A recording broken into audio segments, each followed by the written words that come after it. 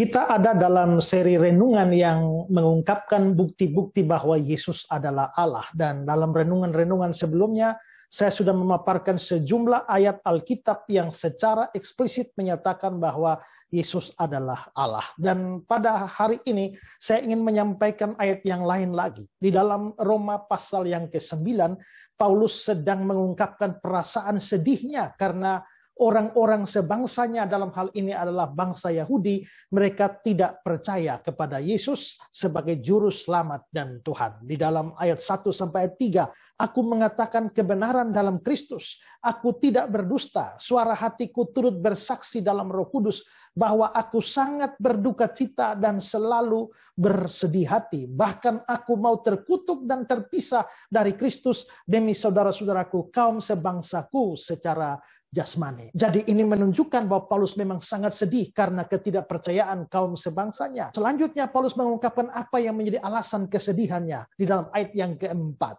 Sebab mereka adalah orang Israel. Mereka telah diangkat menjadi anak. Mereka telah menerima kemuliaan dan perjanjian-perjanjian dan hukum Taurat dan ibadah dan janji-janji. Lalu ayat yang kelima, mereka adalah keturunan bapa-bapa leluhur yang menurunkan Mesias dalam keadaannya sebagai manusia yang ada di atas segala sesuatu. Dia adalah Allah yang harus dipuji sampai selama-lamanya. Jadi terlihat di dalam ayat yang kelima ini, Paulus sekalipun dalam konteks yang sudah saya jelaskan, dia menyinggung Mesias atau Kristus dalam keadaannya sebagai manusia, dan dia tutup dengan ia, berarti ia itu menunjuk kepada Mesias atau Kristus, ia adalah Allah yang harus dipuji sampai selama-lamanya. Berarti Paulus mengungkapkan bahwa Mesias atau Kristus itu sesungguhnya adalah Allah yang layak dipuji sampai selama-lamanya. Ini menjadi dasar bahwa orang Kristen percaya Yesus itu adalah Allah. Tapi mungkin ada orang berkata, itu kan kata Paulus. Memang itu kata Paulus. Tetapi tidak jadi soal. Karena apa?